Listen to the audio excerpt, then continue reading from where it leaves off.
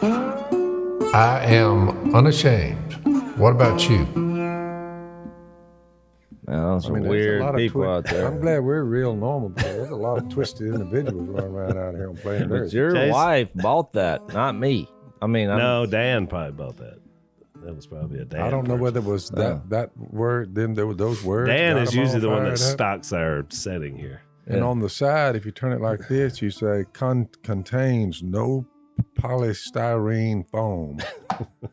I guess ready, set, go with no foam, no polystyrene. I guess. Okay, so you don't read cups. So Dad says, "Be careful, you'll wind up in my sermon." Yeah, I like that. I realize y'all are taping this. This is all bonus material, I guess. Look at my cup, Dad. Look what I got. This was from a Secret Service agent that listens to our show. But since you're not in the Secret Service. Yeah, but I'm drinking coffee out of a Secret Service mug, so you'll find out. I got that going. You'll find out about people everywhere, but with us, secret. We live in secrecy. It's a service. Can you keep a secret? Are you making a spiritual application? So are we the secret? So I guess we are the secret service, because we know the secret of eternal life. But we're in service to it. That's pretty good. Well, but where was that? There's when Jesus did the Sermon on the Mount, I've always noticed that he mentioned 3 times when he got to the end about fasting, praying. What was the other one? And giving. It was like the Father who sees what is done in secret. He keeps saying that. Yeah. He's like, when you pray, don't go stand on the corner and blast off and show everyone how great you are. He's like, but go in your closet and pray, and there your Father who sees what is done in secret. I've had some readers, funny you brought that up, because I haven't included it in the listener questions, but I've had lately about 3 different listeners ask us about prayer. But 2 of them said they have a problem like keeping their focus, like when they start praying, then they wander off and start thinking about everything else, which I told one of them I responded to, but I said, look, that's kind of common, but you got to look at prayer as more a conversation, I think, just with the Almighty. It doesn't have to be, I'm going to help you out today. All right. For some reason, when you get about 75, your prayer is almost constant. Well, that's kind of how before you put your head, before you sleep. I have a constant prayer that always is about the same thing. Thank you. Mm-hmm. Thank you. It's a prayer of thanks. Right. But when other people pray, I mean, how many prayers have you heard in your life? Thousands. How many do you remember? Not many. Same as sermons. Yeah. This sermon I heard the other night, they had a live revival for like 3 days during the week. And Missy and I, we've gone to it before. And they had, what got my attention is they had this Robert Madu, which I'd heard him a couple years ago in Nashville at a worship conference. That's the one that Phyllis and Tony had heard. Well, this guy. But before they met us, they heard him, and he was talking about, if you're in his sermon, they were out there listening. They didn't know about us yet. They're still looking. And he talked about not giving up on your pursuits and whatever, but it spoke directly to them and where they were in that moment. This guy you're talking about, this weird dude. I like this guy. And then they were like, and then right after that is when they found us. So they were like, they took that as that was meant for them. But it was the same guy you're talking about. I've been in Jesus long enough to know that it's not him. It's the Spirit. Right. It's God uses he's just a vessel. People. Yeah. But I like it because he's relatable, kind of funny, entertaining. So it keeps your attention. But he brought up that point. He did a sermon on John 11 and 12, and it was called Unspoken Sermons. But he made that illustration, the difference in listening and hearing, which I thought about the Matthew 13, when they got into the discussion about why Jesus uses parables, which is, people don't really talk about that. I mean, I'd like to hear y'all's take. Let me read it, and y'all tell me what you think. 'Cause while you're there, one of the things that if you ever want to say, you listen to what Jesus said. He's the model. And I said, Jesus said after his the Beatitudes, the last little statement, one of the last little statements he said is, give to the one who asks you, and do not turn away from the one who wants to borrow from you. And I gave him a little update. I said, hey, there's a redneck lives about a mile from me, and his yard is littered with equipment, all kinds of equipment. I said, most of that equipment belongs to me. I said, he didn't steal it. It's in his yard. I said, he just forgot to bring it back. I said, so Jesus said, give the ones who want to borrow from me. Well, I hadn't even walked out the door, and some dude come walking up that was in the audience, and he said, Jesus said, loan the ones who want to borrow from me? I said, yeah, that's what he said. He said, I need $20. I'm running low this week. So I thought, well, he said, you just praised it. He said, and you said, if I ask you for 20, he said, Jesus said, give it to me. I said, I got my billfold out. I got out two $10 bills. I handed them to him. I said, that's what he said. I said, now look, if you go drink this up with wine or whiskey, I said, it's on you. I said, plus when you borrow something, I said, you bring it back. I said, you going to pay me back? He said, oh, I'll pay you back. Has he paid you back yet? No. Okay. So he must have forgot that you gave it to him. Well, look, he was hearing. He didn't slick me. He just. This is my point. He said, you said, Jesus said, loan to the ones who borrow from you. You've tapped on the sermon. It's kind of like our kids, when you're raising up. He was hearing you, but he wasn't necessarily listening. There's a difference. And my point is, that's what happens in sermons, because the guy was preaching, and he's like, I've had people come up and say, that's the best sermon you've ever preached. And he's like, well, that was probably the best time you ever listened. It's a two-way street. I mean, you can just come in there and let it go over your head, or for some reason not participate. So out of all the thousands of sermons that I've heard and that you've heard, if you made me get it down to the most memorable ones, it'd be less than 20. But there's about 20 that I'll think back. Of course, this was one of them. It was one of the 20, and he's got another one inside the top 20. Mm-hmm. It's pretty good. Because he preached, the last time I heard him, it was that water to the wilderness. And look, it wasn't like he come up with something that was not there in the Bible, but I just never thought about, Jesus has this moment, he gets the Holy Spirit. God gives him his identity there when he said, he didn't have to do that. He did that for us, but he's like, this is my son whom I love and I'm well pleased.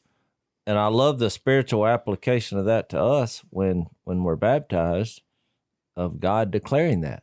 We give the Spirit, and that's where your identity comes from. God said, this is my son, or this is my daughter. Yep. And so it's like the greatest moment, or one of the greatest moments, I guess, the virgin birth, and then this happening, because he gets the Spirit and starts his 3-year ministry. And what's the next thing that happened? 40 days in the wilderness. Well, that can't be an accident. That's what happens to us. When you find That's why Jesus, the guy that wrote you the letter of the day said, he basically was saying, but I'm still addicted to porn, and I'm still struggling. I'm not deserving. I'm not deserving of being called a son of God. Right. I'm too sinful. He was having a hard time realizing he was clean, and he had a fresh start. Yep. And he had imperishable seed in him, the Spirit. He just thought it would all go away. Well, that's why what he forgot is he forgot the 40 days in the wilderness. That's why I've amended my approach to the fundamental principles that I'm sharing somebody with. We have the good news of Jesus, and we usually are sharing with people, and we're like, it solves your problems. And for years, we had these 3 problems that it solves. You had sin, because of the death on the cross, and you have physical death, where you have the resurrection. Well, that third one, I've heard different variations of that, but usually it's like sinning again and struggling with sin, or, as a Christian, could you still mess up? But to me, that's sin. The blood of Jesus on the cross still takes care of that. Right. Just because we can't wrap our minds around that. I mean, I believe that Jesus, when he died for your sins, he died for them past, present, and future. You are correct. And he knows your heart. So don't make another category out of something we've already addressed. Yep. So I've made that third problem spiritual warfare, which is my point here. That is a problem, because when you declare Jesus as Lord, the spiritual forces of evil are coming, especially if you're making that evil world uncomfortable. Yep. You go out and you start speaking, or you go back to your friends, oh, I've changed. Once you declare that to them, what's going to happen? They're not going to like it. Look at the Apostle Paul before and after. And you say before, he was just wide open, bloodthirsty killer. Yep. I mean, bringing people out, putting them in jail, having them stoned to death. Men of renown, Stephen, sent by God, and he's there saying, kill him, kill him. Well, all of a sudden, he's on the other side of the thing, and now he's the Son of God. And he did say, look, I'm the worst of worst to do what I was doing. But he just said, forgetting what's behind, I'll just go forward. That's what you're talking about, Jase. All you can do is go forward. It is a battle. So he had a bigger battle after all of it, after he became a son of God, than he did before. Exactly. Well, the sermon I heard the other night, so he starts off in John 12, because there's the same point is here. Well, you remember what happened in John 11, which that was kind of the meat of the sermon. He's going in reverse, so just stay with me. But he goes to John 12, and he reads that, and one of his unspoken sermons was actually what Jesus was doing at their house, which he made a point about that for you to welcome Jesus, or for him to want to come hang out at your house, there's something in the way you carry yourself in your life that's an unspoken sermon when you think about it. It is. Of all the people, it is. There's something welcoming about you that Jesus is going to go hang out there. Mm-hmm. That's a good thing. The hospitality, whatever that was involved. So they're there. Well, we know Lazarus had just been raised. And so then you have this introduction of Judas, basically, John is upset at Judas's take on, here's Mary pouring out this perfume, which seems like a strange act before Jesus' resurrection. But if you kind of think about what just happened, she's been doing some listening to what Jesus is saying, because her brother was dead, and you're now having a party. They were basically having a party, and the celebration, which I've never been to one of these parties, the celebration was the resurrection of a family member, like right now. Yeah, that'd be a good party to go to. big So what are y'all celebrating? So, well, my brother was dead.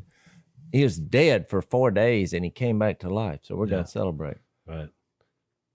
That's something worth celebrating. And so here's Mary. She pours out this perfume. She's crying. And it's written almost just matter of fact.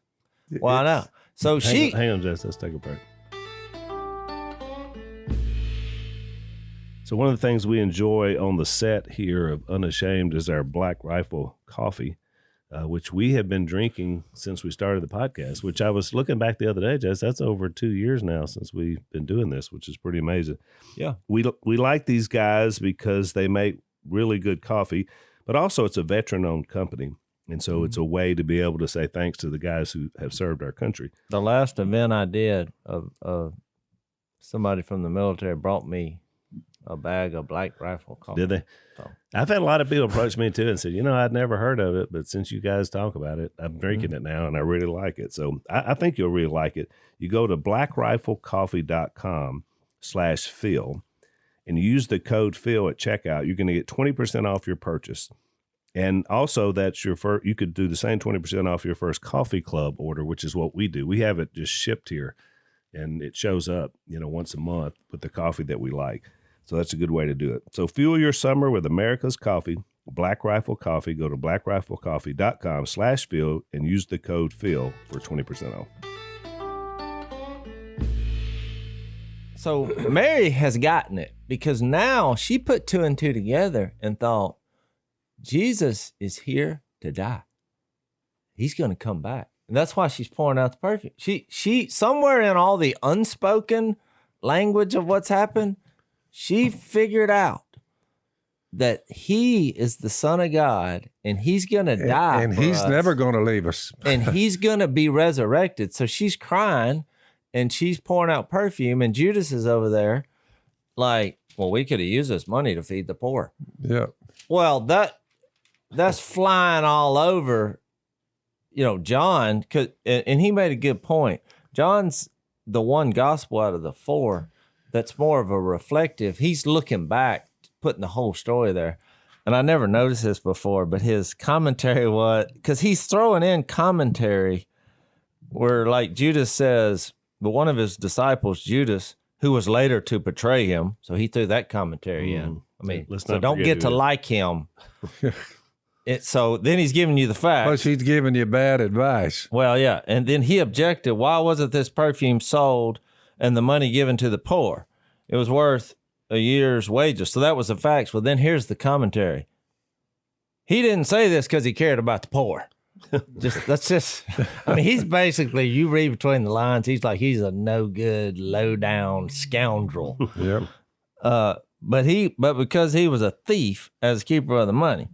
And so then Jesus, which I love this line, says, leave her alone. Because, that God recognizes us as and sees our heart. And just the idea of him saying that in the spiritual struggle area, really gives me joy. You leave him, and I'm sure that's happened before, where you're down here trying to help people, you're serving, you're sharing Jesus, or you're giving your money, and then the spiritual forces of evil are upset and they start heaping abuse on you. And the idea of God, I'm talking modern day, declaring to that world, hey, you leave him alone. I don't know. He made a point about that, which I thought was good. So that was kind of the story. And then the part about the water to the wilderness. So this crowd in verse 9 here's about this. A large crowd in verse 9 of 12 found out that Jesus was there because, a resurrection party gets out. Yeah. Word travels fast. They're doing, what kind of party is this? Of all the parties. And so not only because of and they came because they wanted to go to the party. Not only because of him, but also to see Lazarus, whom he had raised from the dead. But watch the chief priests, watch their response. So they made plans to kill Lazarus as well. Do what? You're not listening. If you've been resurrected. The point is, they're hearing what's going on. They're not listening. The party was him coming back. And your plan is to kill him? Kill him again. So Robert. And kill the one that raised him.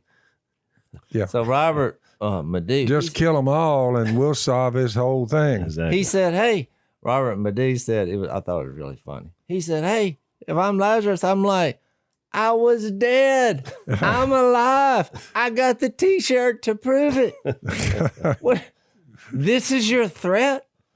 So what he did there is then he went back to John 11, and he was like, look at the unspoken sermons that led to this. And so, I'll give you the high points. If I jot, this is one of them sermons where I started jotting down notes after a while because I was like, boy, this is. I haven't thought about this in this way because, and he was right. We usually go to the big points.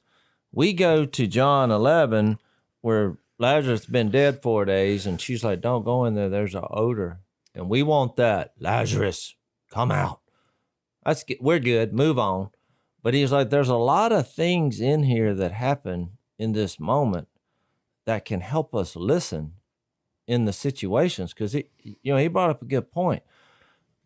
Mary and Martha sent word to Jesus, and I don't know if you ever thought about it, but when they sent word, the statement was in chapter 11 in verse 3, the sisters sent a messenger, because Jesus down here preaching, doing his thing. If you had been there, he wouldn't have died. Well, not first. First it said, they sent a messenger, and they said, tell him this. Because this pastor had a really good point. It's like, we don't think about exactly what was said. We just hear what was said, and we're not even listening. They said, Lord, the one you love is sick. Now just think about that statement. What does that even mean? The one you love is sick. Because he's like, first of all, I thought Jesus loved everybody. But they're like, it's almost like they're after special treatment here. The one you love is sick. Did they express exactly what they want him to do about it? No. The one you love is sick. He's gone. So Jesus is like, okay, messenger, you tell him this. So he gives a response. When he heard this, Jesus said, this sickness will not end in death. Now, if you don't really think about that, you're like, well, what does that exactly mean? That's clearing it all up. So what happened? So it's like, God to be glorified. So the messenger goes back. Well, what does he do? You kind of got to read behind, between the lines. But what's he tell Mary and Martha? We're good. Right? Yeah. Jesus said he wasn't going to die. He's not going to die. He didn't say that. No, he said it won't He end said in death. the sickness will not end in death. So a couple days later, he keeps doing his ministry, and the disciples weren't listening, because he said, well, he needs some sleep and everything will be all right. And they start talking about, his disciples reply, well, Lord, if he sleeps, he will get better. Jesus had been speaking about his death, but his disciples thought he meant natural sleep. So once again, you see the difference in hearing, and they weren't getting it. Nobody was getting it. Right. So then he told the disciples, he tries to explain to them, still not getting. So then verse 17, his arrival, Jesus found that Lazarus had already been in the tomb for 4 days. Look, he missed the funeral, the graveside. He died. So now you're right. They're hot because they think he's the Son of God. They basically gave him a message. He gave a response. They're thinking he's wrong. Well, because they're looking at the situation, and it was a really good point. They're like, God gave the word. He spoke on it, but the circumstances were not, they couldn't see how he was right. They're like, well, he said he wasn't going to die, and he's dead, and he's not here. So that's a key point, because they weren't listening to what he said. So Martha said in 21, Lord, if you had been here, my brother would not have died. So they're angry. And he did this whole thing about why we get angry at God, which I thought was really good. Because he's like, come on, if you would admit it, there's been times in your life where you're angry at God because what you read is not adding up with what's happening in your life. And you're mad. So he's like, you're like, well, I'm not going to pray. I'll show you. I'm not reading my Bible. Or I'll go to church, but I'll show up late. He went through these different things, because you're angry. You're mad. So then it says, but I know in verse 22 that even now God will give you whatever you ask. Jesus said, your brother will rise again. And Martha's like, well, I'll know he'll rise again in the resurrection at the last day. Well, then he declares this, I am the resurrection and the life. And y'all know the story. He eventually weeps. Well, why does he weep? Even though he knows he's going to raise him from the dead.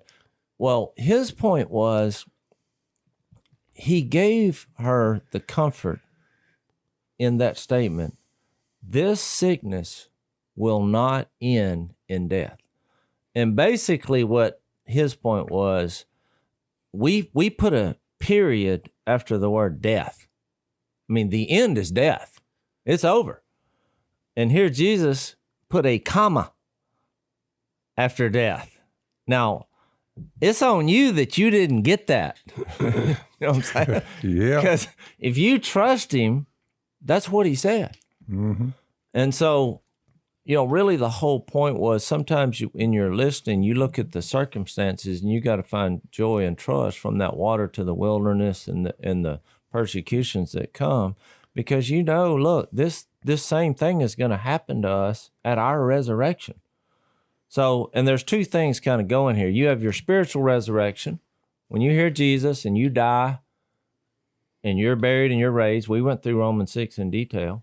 Well, if you really believe that, then you trust no matter what these circumstances are coming. Right. So his whole point was we want to heal him and we want on our terms. Now we look at the situation, we're like, Lord, the one you love is sick. Right. I want help now. And if it doesn't work out like we want, well, guess what? Then we're mad. Yeah. And we're not looking at the big picture and the let's truth. take another break. So we talk a lot about sleep on here, Jase, on our podcast, because most people, you don't, but most people spend a third of their life sleeping. You're about a quarter, I guess, because you do a little bit less. Dad and I are more. A third of my life I spend sleeping. I did take a 4-hour nap yesterday. 1 to 3, from 1 o'clock to 3 o'clock is my best nap time. Mm-hmm. I don't care what I'm doing. I worked all morning, but didn't do anything all morning. You gonna nap? 1 to 3, you're sleeping. 1 to 3, I'm taking a nap. Noted. So obviously, That's at 75. At 55, not so much. Yeah, but you've always taken a nap. Taking a little nap. So it's obviously important then that you have a good mattress if you're going to spend a lot of time sleeping, which most of us do and most people do. So we have a sponsor, Helix Sleep, that makes fantastic mattresses. Jase and I both have plenty of them. And the good thing about them is that they send it to you. It's free. It's no contact delivery. There's free returns. You get a 100-night sleep trial to make sure that this mattress is for you. You go to their website, helixsleep.com/unashamed. You're going to take a 2-minute sleep quiz, which we did, and it's going to customize your mattress for the best sleep of your life. So they have a 10-year warranty, and like I said, you can try it out for 100 nights for free.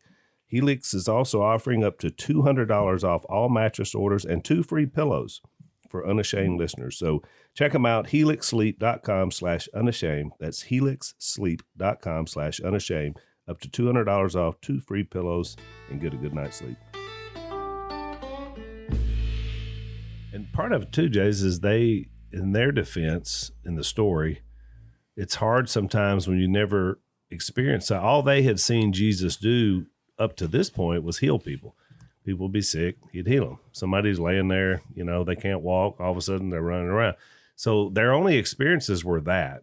Mm-hmm. So, remember we talked about how great Abraham was because he reasoned to the resurrection. Obviously, they weren't doing that because they thought the opportunity had been missed. And you're right. They didn't really listen to what he said. And it's the age they old. couldn't reason to that. But Abraham the age old thought is, in other words, death and people's the doubters in their mind, they still have not come up to grips. Jesus has destroyed. He too shared in their humanity, so that by his death he might destroy him who holds the power of death, that is the devil, right, and free those who all their life were trapped, right, because their fear of death. They say, well, that's the end instead of the beginning. Right. Which is why I think the experience of Lazarus's resurrection, to your point, or to the pastor's point, is then what opened up the eyes to say, oh, okay, I got it now. So that's why she anointed it. And that's why he said, she's just preparing. He literally has the power over death. And she knew he was going to come back. But if you were really listening. That's a hard concept to grasp for most human beings. However, if you were really listening to what he did here when you were reading this, you'll realize that they were asking for healing without being specific. Got mad when it didn't happen. And he basically said, I love him so much that I'm going to give him the resurrection. That went way beyond healing. Yeah. Oh. You just think of that. This only happened 2 other times in the New Testament where Jesus raised somebody from the dead. One of them was he just touched the coffin. Yeah, the guy, What the woman's son. Yeah. But just think about that, because then all of a sudden I started thinking about all those times, thinking, well, that shows too that he changes the dead environment, that you find yourself in. It was almost like a different angle of giving you hope. Yeah. It's like he'll resurrect you, but he can also just take whatever environment that's creating death or that you think of. And so that's when I realized that, because think about it from Lazarus' perspective. I mean, you're talking about boldness and a feeling of don't give her. I guarantee he didn't wear a mask after that. You know what I'm saying? He wasn't worried about death anymore. Well, he just wasn't worried about it because, and that's why I think the point he was making is when you jump to John 12 and you see Mary down here pouring out the perfume. Well, if you really wasn't listening in this John 11, she's got it now. Yeah. She not only got what happened to her brother, she figured out, because now she started looking in the future and she realized this is why he came. Jase, there's a way to live while again. you're there, in other words, a proper understanding of what went on that day, in those few days, a proper understanding of that would really help and heal a mighty throng of individuals who live in the United States. Their greatest fear and what's motivating them, from the coronavirus to whatever, is their fear of death. Sure.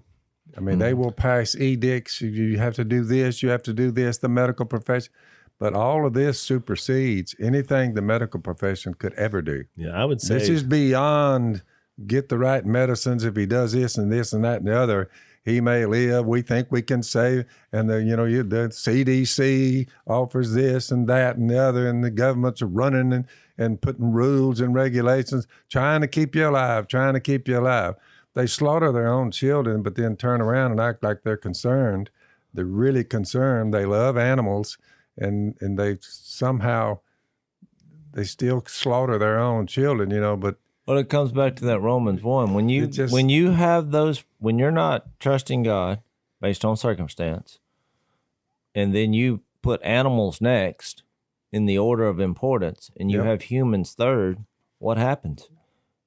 Chaos, disorder, evil behavior, gender questions, and everything gets wonky. Yep. Then you're just focusing on the differences of everybody instead of what we have in common. I mean, you're not bringing people together, it's dividing.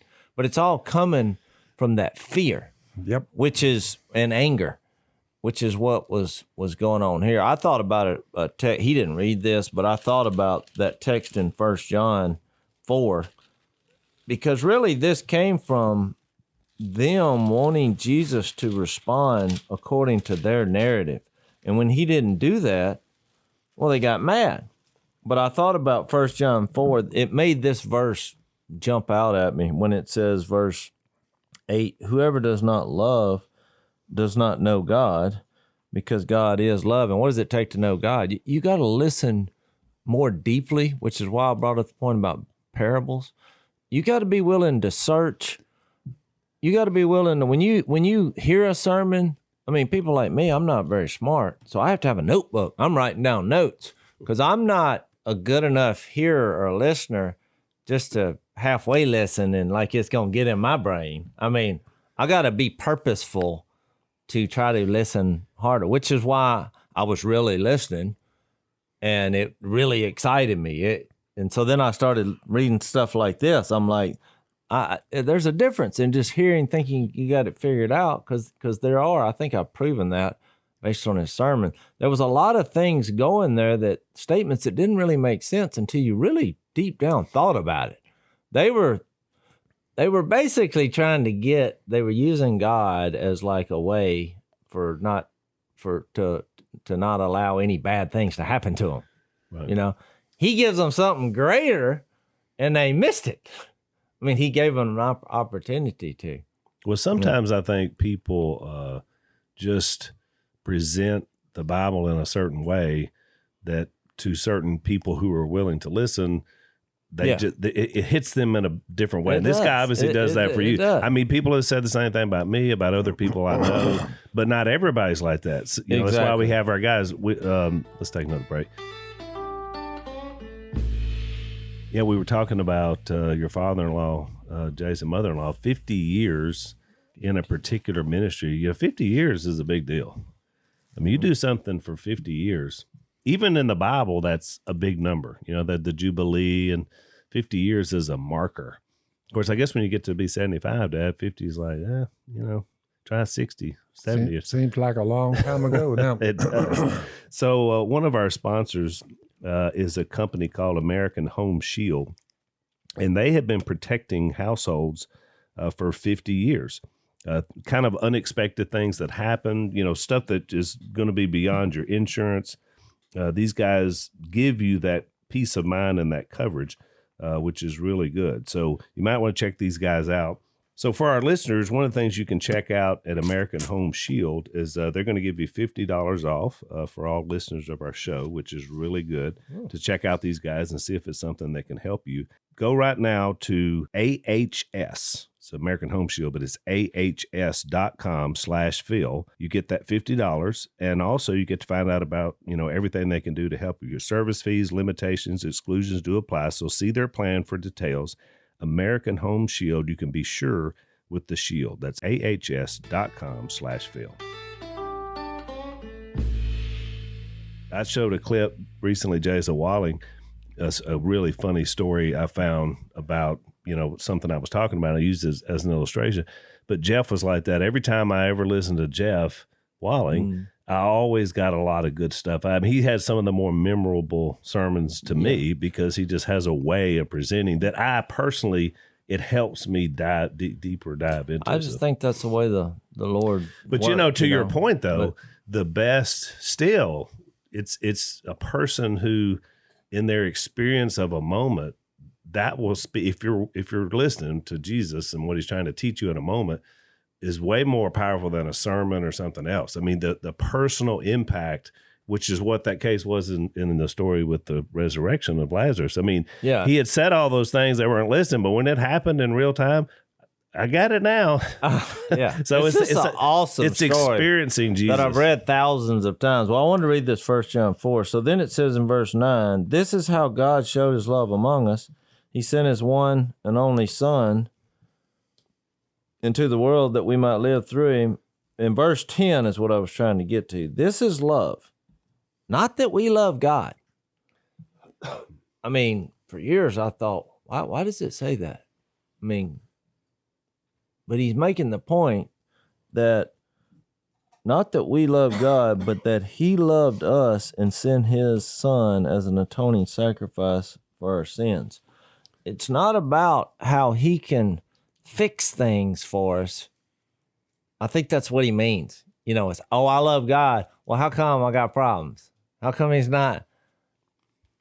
He's like, no matter what we do, he proved his love beyond our capabilities because he lived an innocent life and he gave his life for us. That is the definition of love, and it's something that I could never do because I have flaws. Right. I can't even, I'm never going to get to that level of love because I've been disqualified. Right. Even your enemies, he said, love your enemies. You're like, love your enemies. How's that going to work out? Yeah, it's one thing to hear that. It's another thing to listen. Because that's right, exactly right. When the guy drove by and shot the neighborhood in that moment, it was hard to have any warm and fuzzy feelings, which is fine. Yep. But at some point, I did realize, given the opportunity in his cell, you shared Jesus. I think you were the first one to bring that up. You said I'd share Jesus with him. And well, there's people in my life that, have done things to me that were, changed my life, were terrible things. And at the end of the day, I hope they get it lined out. I mean, I don't wish somebody going to hell on anybody, even people that I don't. Well, the difference in Jesus and us is in all this story, they're mad. He didn't get offended. He just, he listened to them. And then he weeps. I mean, the first verse I ever learned in the Bible was in this chapter, and I didn't know anything else about anything surrounding circumstances. I only learned it because it was 2 words. Jesus wept. Yeah.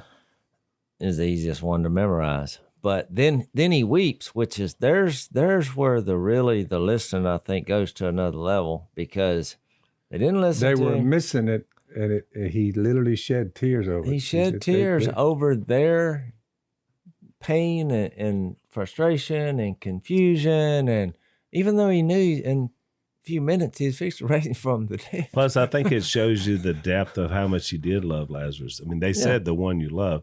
So, you know, I mean, Jesus does love everybody, but he definitely had some people in his inner circle when he was on earth, especially during ministry, that he had a deep love but I for. think the people put that in perspective because they noticed that. Right. But really, I do think Jesus has that deep a love for every individual. He does.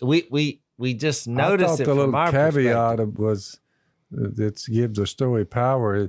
And they said Lazarus is kind of like doing this, taking these grave clothes off. You know, they had the shroud. He was wrapped up. Yeah, he was like a mummy. undoing all of it when he was walking toward him. Can you imagine a dead man is just walking towards you, he's getting his grave clothes off? Look. He that was his final point to his sermon. I don't know when it finally got back around physical death to Lazarus, but he's one of the few that can say, yeah, I done been through this before, so I don't think he was worried about it, y'all. It wasn't too long. It wasn't that many years because, you know, if he was around Jesus' age, around 30, he probably got another 20 or 30 years, and that was it. Well, he made a good point. He really made a good point. I've never thought about this before. So Jesus says, Lazarus, come out. Well, of course, you got to remember, Martha still not getting it. He stinks. Yeah. And now this is when he made a transition into the spiritual part. You know, when you're trying to rescue dead people, it's nasty. Yep. There's an odor that comes with the individuals that you're sharing Jesus with. So I thought that was a good illustration. But he also said when Jesus raised him up, now think about it. He was dead and he came back to life. Well, he could have put clothes on him. He could have taken the grave clothes out. If you can raise somebody from the dead, you could put them in a 3-piece suit. He could have introduced it right there. Yep. Said, looky here. But what did he do? He said, y'all help him. Well, I know that's not an accident, because I think from a spiritual application, that's where the church comes in. He was planting the seed here. Dead people are coming back to life. That Romans 6 is in the book. You're going to reenact this death, burial, resurrection. What do we do when the dead come and you share Jesus and they respond and you rally around them as a community and you get the grave clothes off? The line he said is you don't want to be breathing again and still be bound. Yeah. Because he's alive, level, but now he can't. Well, he couldn't get out of it on his own. He couldn't get out of it on his own. I told that boy other morning when I baptized him, he drove all the way down there, had his family with him and all that. We were standing down the riverbank, you know, and I was just hoping, and I told him so in a prayer, I just was hoping they could grasp the brevity of what just happened. That boy coming all the way down here, you know, he participates in the death of Jesus, his burial and resurrection in a pool of water out in their old muddy river coming up, you know.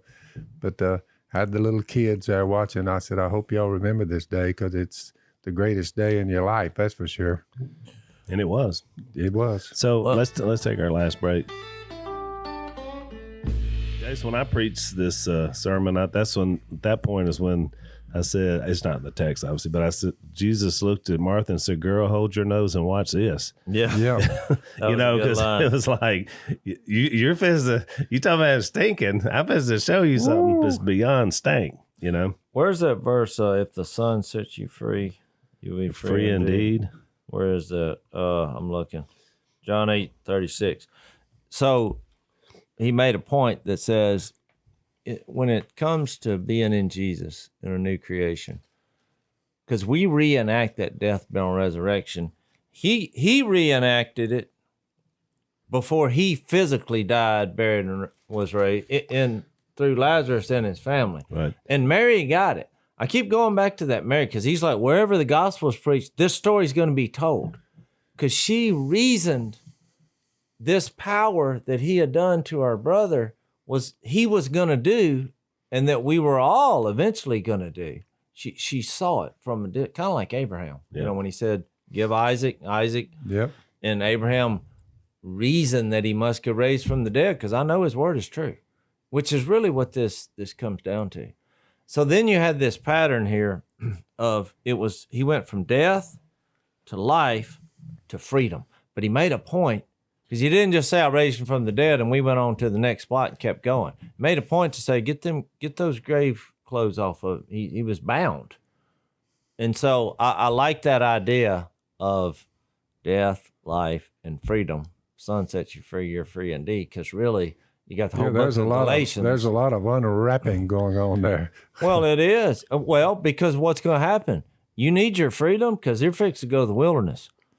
You know, when you have the spiritual reenactment in baptism, you're headed toward the wilderness. Yep. Well, and you quoted Hebrews 2 earlier.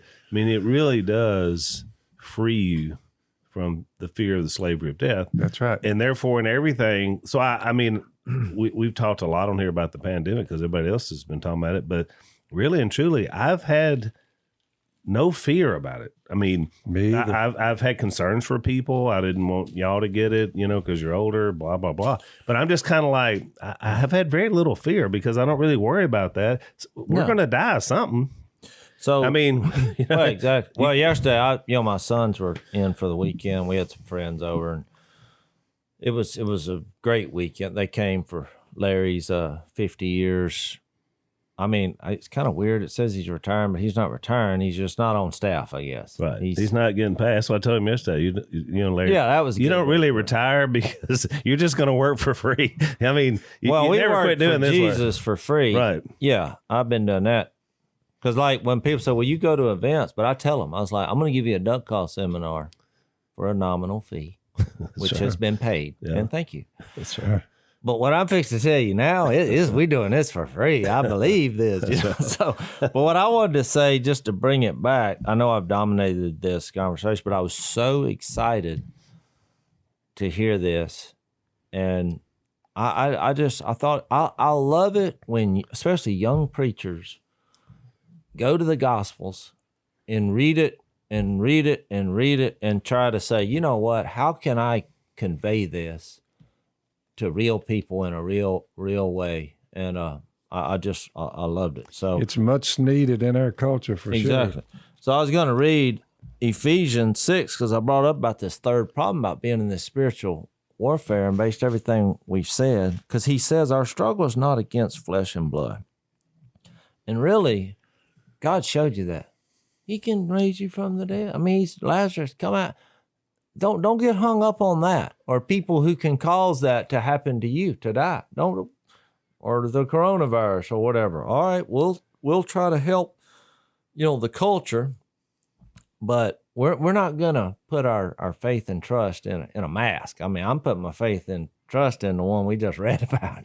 So, I guarantee you. but then, and when you have this idea of the church rallying around, the reason I went to Ephesians, because it is about that. In Ephesians 4, he goes through all the things that he set up with his church that we do, and to help people do works of service and provide this community. And so people come to Jesus and they reenact what he did. They die, they're buried, and they're raised, and then the community comes around, they get the grave clothes off of him, and they unbind him. And for what? So that when the day of evil comes, you can stand. And then he starts talking about putting on the armor of God. All these things. Well, why do we need the armor of God? And Because masks are not quite as heavy as armor as you need. that's exactly. We need way more than a The mask. last thing you're going to be looking for, where's my mask? When physical That's death where I comes was along. going with this. Well, the difference is, if there's no resurrection, look, wear the mask and put your hope and trust in, for you might extend your life for a small period of time. So if there is a resurrection, you can wear the mask as a courtesy for our culture. But on top of the mask, we've got, what do we have? We have the belt of truth buckled around our waist. Even though our circumstances may not look like the truth God is speaking, we know maybe we're not listening good enough. The breastplate of righteousness, you just think that's what our culture needs. People around doing righteous things that are good, you know. The feet fitted with the readiness that comes from the gospel of peace, the shield of faith, and y'all know the helmet of salvation. Y'all know where it was going, and then you have this communication with God through prayer. I mean, I don't know. It was a good one. Mm-hmm. It was good. It's good Top you shared 20. it. Yeah. So I told Larry yesterday, Dad, that Captain America retired on the Marvel movies. I said, you know why? Because it's exhausting to try to spend your whole life trying to save the world. Even a Captain America, retired in the movies. But that's what we do when you commit your life to the gospel and other people knowing about the gospel. And so you literally live your whole life trying to share with people what God did to you and for you. And I think that's the whole idea. Actually, it's all about them, not you. That's right. You're a servant. I mean, that's what you're called to. Which you mentioned Paul earlier. He totally got that and saw it. But it was really interesting because I wondered how many people did the Apostle Paul administer the 40 lashes minus one, which was their version of it. That was legally, you had to only give them 39. You couldn't give them, it was 40 minus one. So 39 lashes across somebody's back for being a Christian. And then I thought about in 2 Corinthians 11, you were talking about him earlier. He said, 5 times I received from the Jews the 40 lashes minus one. And then he goes on to describe a bunch of other bad stuff that happened. They were beating the fire out of it. Yeah, but he was the one that used to administer the beatings. And now he's the one receiving the beatings because of his faith. And so you made a good point about that. I think the idea is that once you become a servant in that wilderness, as Jase mentioned, you're gonna have some trouble. Well, and you need this community. Look, this weekend we had our friends. I brought them up before. The Van Normans, Casey, with a K. She does speeches like I did. What a story she has. Writes books. She has a new one I'm going to recommend. It's called Nothing Wasted. So if you wanna buy it for a present I don't recommend many books. It's good. But we should have her on the podcast sometime. You know what we should do is have her and Missy, because they're, I hang out with her hubby mainly, Justin. He looks like he has everything but a horse. He's got the He must hat. be from Texas. Oh, yeah. But what I was going to say is they came over but they were they listened. They were, I realized about halfway through the weekend, I thought, these people are trying to help me and I need it. Yeah. You're like, well, what? I mean, you're plugged in, but everybody needs that community of people asking not the easy questions, but difficult questions. I thought these people are just here loving on me. But it's a good point, Jase, to always be open to new community and new friends. Because sometimes people think, I got all the friends I need. I don't need a new community. But you never know when the next person you meet. I mean, y'all just met these people within the last couple of years. Yeah. So sometimes maybe about 5 years. Therefore, when all of our listeners, and we have a constant stream of them, basically doubting and doubt. They got doubts about Jesus, doubts about their own life, doubts about their hope.